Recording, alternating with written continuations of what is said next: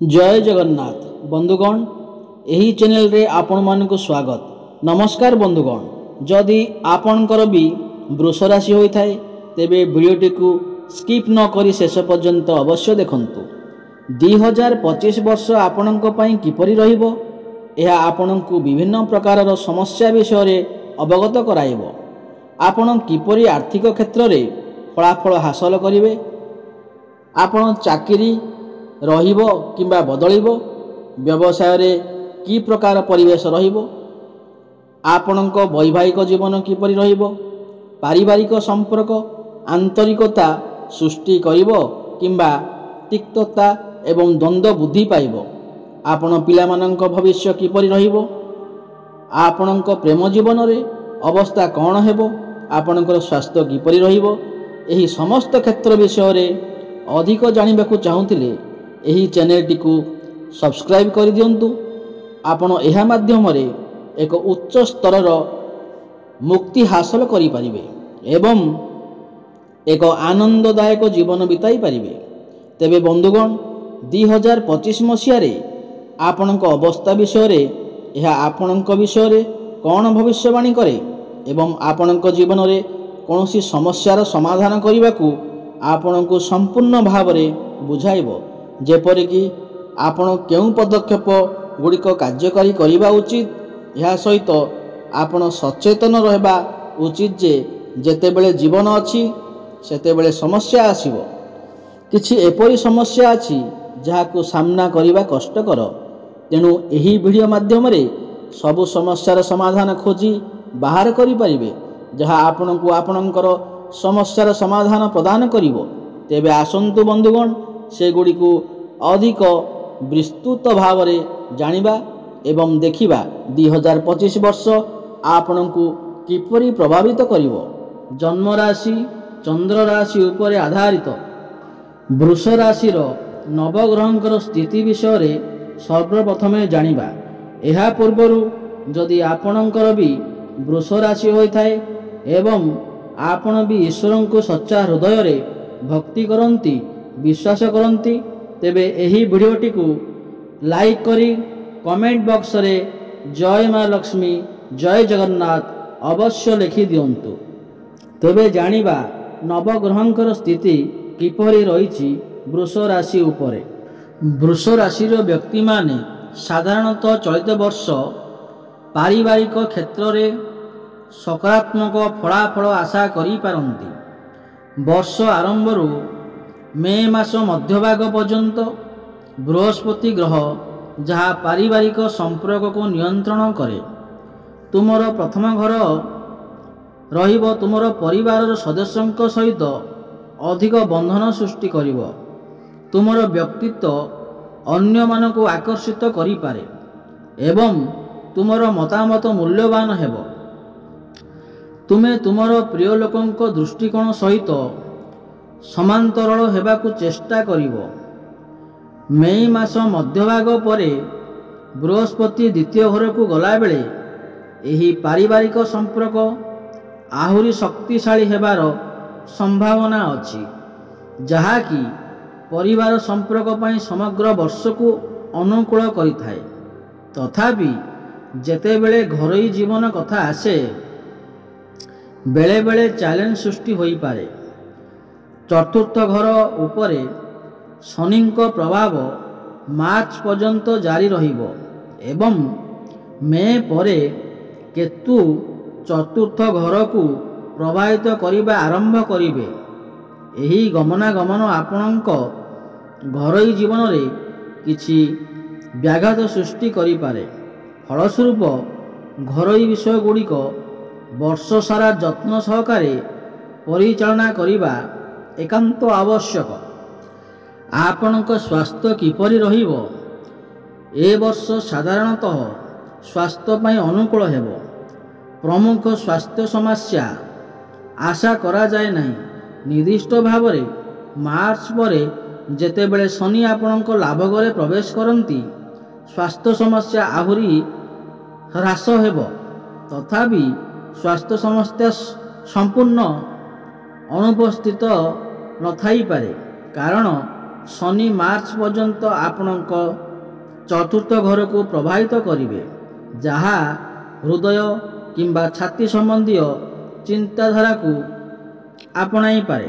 ଫଳସ୍ୱରୂପ ଯେଉଁମାନଙ୍କର ହୃଦୟ କିମ୍ବା ଫୁସ୍ଫୁସ୍ ଅବସ୍ଥା ଅଛି ସେମାନେ ପ୍ରାରମ୍ଭିକ ମାସରେ କିଛି ଅସୁବିଧା ଅନୁଭବ କରିପାରନ୍ତି। ଚତୁର୍ଥ ଘର ଉପରେ ଶନିଙ୍କ ପ୍ରଭାବ ଶେଷ ହେବା ପରେ ଏହା କ୍ରମିକ ଏବଂ ସ୍ଥାୟୀ ରୋଗ ଦୂର କରିବାରେ ସାହାଯ୍ୟ କରିବ। ମେ ମାସ ଠାରୁ କେତୁ ଗ୍ରହ ଚତୁର୍ଥ ଘରକୁ ପ୍ରଭାବିତ କରିବା ଆରମ୍ଭ କରିବେ, ଯାହା ସାମାନ୍ୟ ବ୍ୟାଘାତ ସୃଷ୍ଟି କରିପାରେ। ଏହା ସତ୍ତ୍ୱେ ଗୁରୁତ୍ୱପୂର୍ଣ୍ଣ ସ୍ୱାସ୍ଥ୍ୟ ସମସ୍ୟା ହ୍ରାସ, କିଛି ଆରାମ ପ୍ରଦାନ କରିବା, ଏହା ସହିତ ଯୋଗ, ବ୍ୟାୟାମ ଏବଂ ଏକ ଶୁଦ୍ଧ ଖାଦ୍ୟର ଏକ ରୁଟିନ୍ ବଜାୟ ରଖିବା ଆପଣଙ୍କ ପାଇଁ ଲାଭଦାୟକ ହେବ।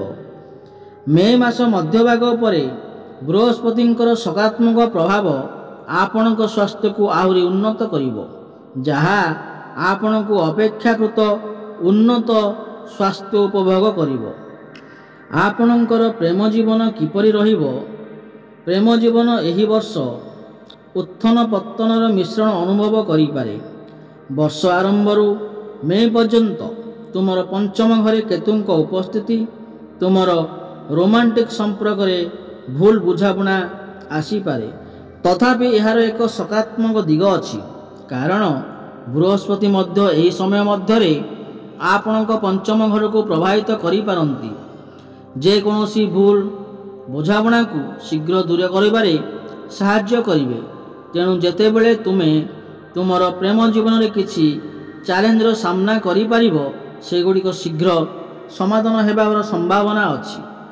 ମେ ମଧ୍ୟଭାଗ ପରେ ବୃହସ୍ପତି ଆପଣଙ୍କର ଦ୍ୱିତୀୟ ଘରକୁ ଚାଲିଯାଆନ୍ତି ଏବଂ କେତୁ ଚତୁର୍ଥ ଘରକୁ ସ୍ଥାନାନ୍ତରିତ ହୁଅନ୍ତି, ଯାହାକି ଅଧିକ ସମୟର ଭୁଲ ବୁଝାମଣାକୁ ହ୍ରାସ କରିପାରେ। ଏହି ସମୟ ମଧ୍ୟରେ ପଞ୍ଚମ ଘର ଉପରେ ଶନିଙ୍କ ପ୍ରଭାବ ହେତୁ କିଛି ଛୋଟ ସମସ୍ୟା ସୃଷ୍ଟି କରିପାରେ। ଛୋଟ ଭୁଲ ବୁଝାମଣା ସହଜରେ ସମାଧାନ ହୋଇପାରେ। ପ୍ରକୃତ ଭୁଲ ଗୁଡ଼ିକ ଅଧିକ ଗୁରୁତ୍ୱପୂର୍ଣ୍ଣ ପରିଣାମ ଦେଇପାରେ। ମୁଖ୍ୟ ବାର୍ତ୍ତା ହେଉଛି, ଯଦି ତୁମର ପ୍ରେମ ପ୍ରକୃତ ହୁଏ, ତେବେ ତୁମର ଏହି ବର୍ଷ ବିଷୟରେ ଚିନ୍ତା କରିବାର କମ୍ ଅଛି ଏବଂ ତୁମର ସମ୍ପର୍କ ସ୍ଥିର ରହିବା ଉଚିତ। ଯଦିଓ ଯଦି ଆପଣଙ୍କର ଭାବନା ଅଜ୍ଞାତ ଅଟେ କିମ୍ବା ଯଦି ଆପଣ ପ୍ରେମରେ ଛଳନା କରୁଛନ୍ତି, ଶନି ମାର୍ଚ୍ଚ ପରେ ଆପଣଙ୍କ ସମ୍ପର୍କ ପାଇଁ ଚ୍ୟାଲେଞ୍ଜ ଆଣିପାରନ୍ତି। ଯେଉଁମାନେ ପ୍ରକୃତରେ ପ୍ରେମରେ ଅଛନ୍ତି, ଚିନ୍ତାର କୌଣସି ଆବଶ୍ୟକତା ନାହିଁ। ଆପଣଙ୍କର କ୍ୟାରିୟର ବିଷୟରେ ଦେଖିବାକୁ ଗଲେ ଅନୁକୂଳ ହେବ ବୋଲି ଆଶା କରାଯାଏ। ଶୁକ୍ର ଆପଣଙ୍କର ଷଷ୍ଠ ଘରର ଶାସକ ବର୍ଷ ସାରା ଆପଣଙ୍କ ଚାକିରିକୁ ପ୍ରାୟତଃ ସମର୍ଥନ କରିବେ। ଅତିରିକ୍ତ ଭାବରେ ମୁଖ୍ୟ ଗ୍ରହଗୁଡ଼ିକର ଗମନାଗମନ ସୂଚାଇଥାଏ ଯେ ଦଶମ ଘରର ଶାସକ ବର୍ଷ ଆରମ୍ଭରୁ ମାର୍ଚ୍ଚ ପର୍ଯ୍ୟନ୍ତ ଦଶମ ଘରେ ରହିବେ, ଯାହା କାର୍ଯ୍ୟକଳାପକୁ ସମାପ୍ତ କରିପାରନ୍ତି।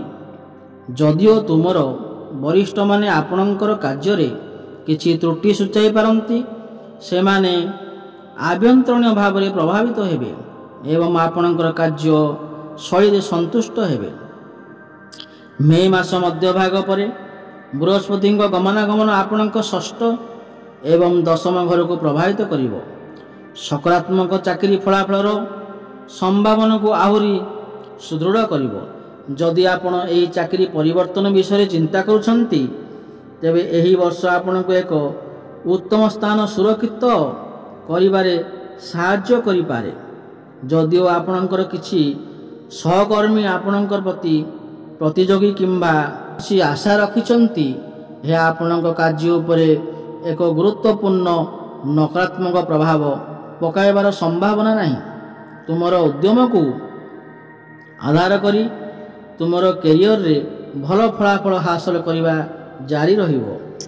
ଆର୍ଥିକ ଦୃଷ୍ଟିରୁ ଅନୁକୂଳ ହେବ ବୋଲି ଆଶା କରାଯାଏ। ବର୍ଷ ଆରମ୍ଭରୁ ମେ ମଧ୍ୟଭାଗ ପର୍ଯ୍ୟନ୍ତ ତୁମର ଲାଭ ଘରର ଶାସକ ପ୍ରଥମ ଘରେ ରହିବେ, ଏକ ସକାରାତ୍ମକ ସଂଯୋଗ ସୃଷ୍ଟି କରିବେ, जहाँ लाभ सृष्टि पाई लाभदायक अटे। यही श्रेणी वर्धता सूचित करे जे यही अवधि मध्य आपण आपणकर उद्यम अनुपात भल रोजगार करी आपणकर आर्थिक स्थिति को मजबूत करिबारे समर्थ हेबे। मेर मध्यभाग परे लाभ घर शासक धन घर को स्थानांतरित हेबे, जहाँ केवल आपणकर आय को बढ़ाइब नहीं बरं यथेष्ट संचय करिबा क्षमता को मध्य बढ़ाई पारिबे। वृष राशि एही वर्ष आपणक पई आयर कौनसी असुविधार सम्मुखीन नहीं। फलस्वरूप धन गृहर शासक बुधवार साधारणतः वर्ष सारा सहायता करिवे। फलस्वरूप वृष राशि व्यक्ति विशेषज्ञ पाई आर्थिक प्रसंग में प्रायतः अनुकूल रही पारे, जहाँ आपनकु एही वर्ष मध्य एक सुदृढ़ आर्थिक स्थिति बजाय रखा सक्षम करि पारिबो। व्यवसायिक विषय कहबाकू गले एही वर्ष आपणकर भाग्य किछि मात्रा रे भिन्न हेबो।